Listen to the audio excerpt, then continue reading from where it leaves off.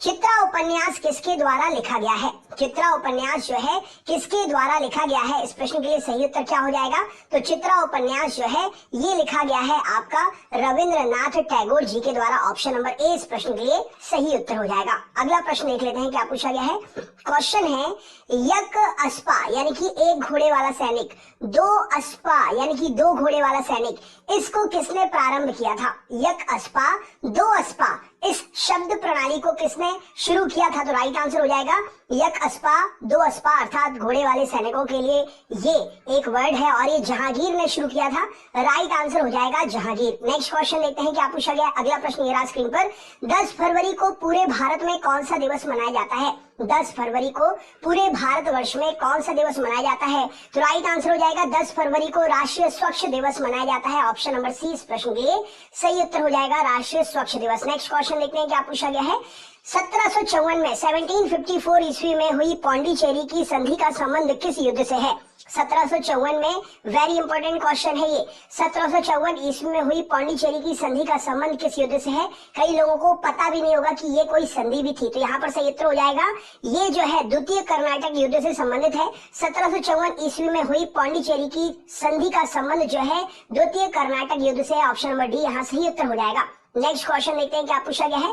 1857 के विद्रोह के दौरान अनेक भारतीय नरेशों ने यानी कि राजाओं ने ब्रिटिश सरकार की सहायता की थी। निम्नलिखित में से किसने मदद नहीं की थी? कौन सा वह भारतीय राजा था जिसने ब्रिटिशों की मदद नहीं की थी 1857 की क्रांति के दौरान? तो यहाँ पर सही उत्तर हो जाएगा मेवाड़ के जो राजा थे उसने 1857 का जो विद्रोह था उस समय ब्रिटिश सरकार की कोई भी प्रकार से मदद या सहायता नहीं की थी। नेक्स्ट क्वेश्चन देख लेते हैं क्या पूछा गया। अगला प्रश्न ये स्क्रीन पर। 19 नवंबर 1962 को चीन ने भारत के किस प्रदेश या प्रदेशों पर हमला किया था? राइट आंसर क्या हो जाएगा? 19 नवंबर 1962 में जो भारत और चीन का युद्ध हुआ था उसमें चीन ने भारत के किस प्रदेश या प्रदेशों पर हमला किया था? तो चीन ने जो है नॉर्थ ईस्ट फ्रंटियर एजेंसी नेफा पर हमला किया था। ऑप्शन नंबर सी इस प्रश्न के लिए सही उत्तर हो जाएगा। अरुणाचल प्रदेश तरफ जो है हमला किया था। ऑप्शन नंबर सी इस प्रश्न के लिए सही उत्तर हो जाएगा। नेक्स्ट क्वेश्चन देखते हैं क्या पूछा गया। अगला प्रश्न 1935 के भारत सरकार अधिनियम की कौन सी एक विशेषता नहीं थी? 1935 में भारत सरकार अधिनियम की कौन सी एक विशेषता नहीं थी? तो यहाँ पर सही उत्तर हो जाएगा 1935 के अधिनियम में भारत सरकार ने केंद्र के साथ राज्यों में द्वैध शासन की कोई भी बात नहीं कही थी, विशेषता नहीं थी। ऑप्शन नंबर सी इस प्रश्न के लिए सही उत्तर हो जाएगा। 1935 के भारत सरकार अधिनियम की कौन सी एक विशेषता नहीं थी? तो केंद्र के साथ राज्यों में द्वैध शासन प्रणाली बिल्कुल नहीं थी। नेक्स्ट क्वेश्चन देखते हैं क्या पूछा गया। अगला प्रश्न ये रहा स्क्रीन पर। 1912 के लॉर्ड हार्डिंग द्वितीय के काल में भारत की पूर्व राजधानी कौन सी थी? 1912 लॉर्ड हार्डिंग द्वितीय के काल में भारत की पूर्व यानी कि पहले की राजधानी, अभी तो दिल्ली है भारत की राजधानी, पहले की भारत की राजधानी हार्डिंग द्वितीय के काल में कौन सी थी? तो यहाँ पर सही उत्तर हो जाएगा हार्डिंग द्वितीय के कार्यकाल में भारत की राजधानी कलकत्ता थी। राइट आंसर है option number D. Next question देखते हैं क्या पूछा गया है। 1971 में स्थापित इंदिरा गांधी केंद्र परमाणु अनुसंधान केंद्र कहाँ पर स्থাपित है? 1971 में स्थापित हुआ था ये इंदिरा गांधी केंद्र या परमाणु अनुसंधान केंद्र इसे आप कहें, तो ये कहाँ पर स्थित है? राइट आंसर क्या हो जाएगा? तो यह कलपक्कम नामक जगह में है जो चेन्नई राज्य में स्थित है। 1971 में स्थापित इंदिरा गांधी परमाणु अनुसंधान केंद्र की जो स्थापना हुई है कलपक्कम नामक स्थान पर चेन्नई राज्य में हुई है। राइट आंसर हो जाएगा। नेक्स्ट क्वेश्चन देखते हैं क्या पूछा गया है। 20वीं सदी के आरंभिक दशक में आरंभ होने वाला आंदोलन क्या था? जब 20वीं सदी शुरू हो रही थी उस समय शुरू होने वाला आंदोलन इनमें से कौन सा था? राइट आंसर क्या हो जाएगा? तो जब 20वीं सदी शुरू हो रही थी उस समय आरंभ में शुरू होने वाला आंदोलन अहरार आंदोलन था। ऑप्शन नंबर बी इस प्रश्न के लिए सही उत्तर हो जाएगा। नेक्स्ट क्वेश्चन देखते हैं क्या पूछा गया है। अगला प्रश्न ये रहा स्क्रीन पर। 2011 की जनगणना के अनुसार भारत के किस राज्य में जनसंख्या घनत्व जो है अधिकतम है? भारत के जनसंख्या घनत्व जो है अधिकतम है 2011 की जनगणना के अनुसार। तो राइट आंसर हो जाएगा भारत के जनगणना के अनुसार 2011 की देखा जाए तो बिहार में जनसंख्या घनत्व जो है अधिकतम है। और अगर यूटी की बात करें तो दिल्ली में जनसंख्या घनत्व अधिक है। दिल्ली में लगभग 11,000 लोग और बिहार में लगभग 1,000 से ऊपर लोग जो है प्रति किलोमीटर एरिया में रहते हैं। नेक्स्ट क्वेश्चन देखते हैं क्या पूछा गया है।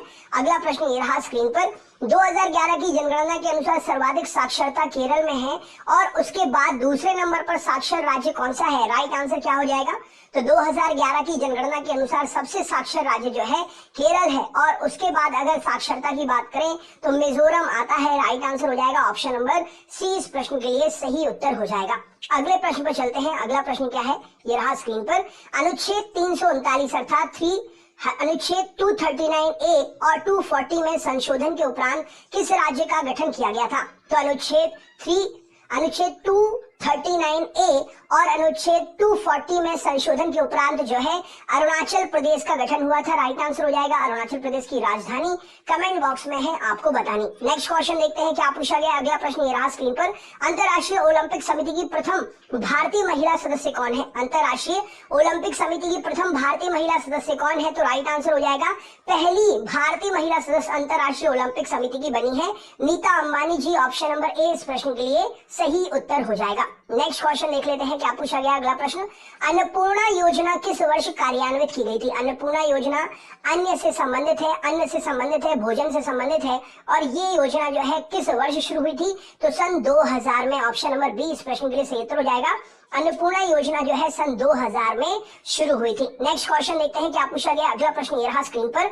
अपने आकार के हिसाब से आंध्र प्रदेश भारत के राज्यों में किस स्थान पर आता है? अपने आकार के हिसाब से अगर देखा जाए तो आंध्र प्रदेश जो है भारत के राज्यों में कौन से नंबर पर आता है? तो राइट आंसर हो जाएगा अपने आकार के हिसाब से अगर देखा जाए तो आंध्र प्रदेश भारत में चौथे नंबर पर आता है। ऑप्शन नंबर डी इस प्रश्न के लिए सही उत्तर हो जाएगा।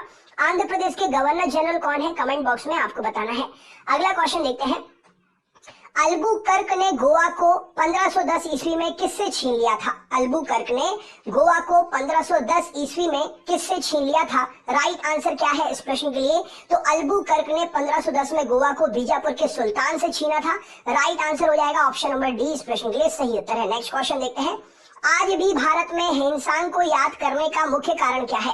भारत में आज भी चीनी यात्री जो हेनसांग आया था उसको मुख्य तरह से याद करने का कारण क्या है? तो CU की रचना उसने जो की थी जिसमें भारत का वर्णन उसने किया है, अपनी यात्रा का वर्णन किया है, उसके थ्रू हेनसांग को आज भी याद किया जाता है। राइट आंसर हो जाएगा। नेक्स्ट क्वेश्चन देखते हैं क्या पूछा गया है। अगला प्रश्न, Indian institute of tropical metrology कहाँ पर स्थित है? Indian institute of tropical metrology very important question है, कहीं नहीं मिलेगा ये क्वेश्चन आपके लिए।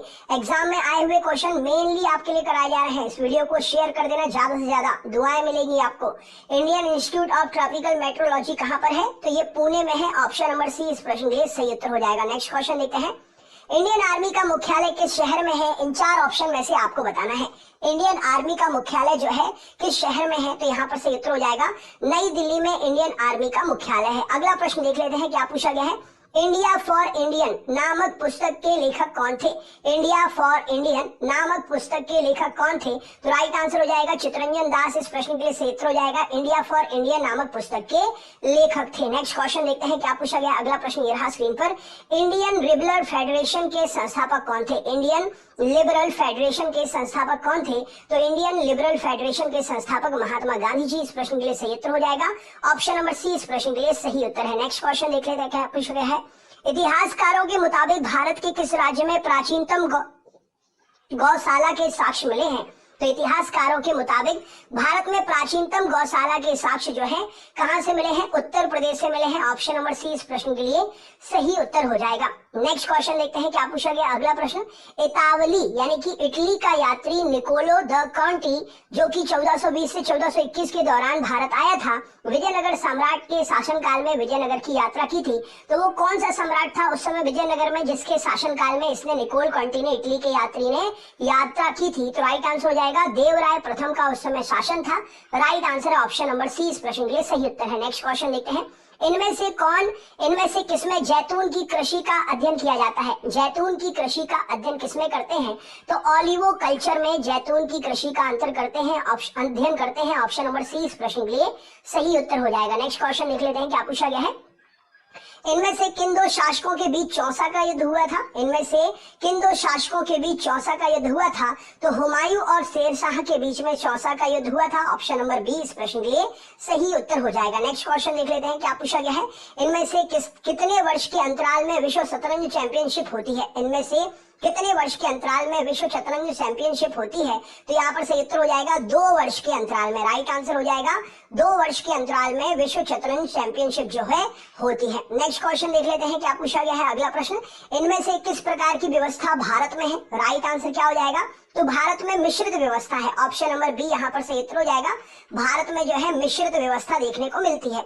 अगला क्वेश्चन है आपके सामने, इनमें से किस राज्य में लिग्नाइट का सबसे बड़ा भंडार देखने को मिलता है? लिग्नाइट कोयले का एक प्रकार है और इसका सबसे बड़ा भंडार जो है तमिलनाडु राज्य में मिलता है। ऑप्शन नंबर बी यहाँ पर सही उत्तर हो जाएगा।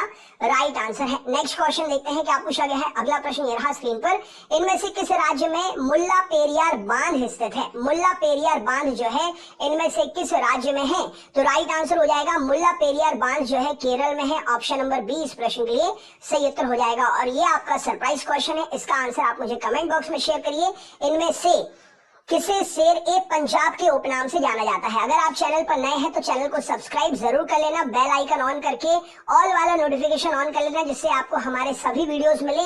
लाइक करना बिल्कुल भी मत भूलना और आगे अपने कम से कम 10 दोस्तों को जरूर वीडियो शेयर करना। तो चलिए दोस्तों, मिलते हैं नेक्स्ट वीडियो में। तब तक के लिए बहुत बहुत धन्यवाद। आपका दिन शुभ हो।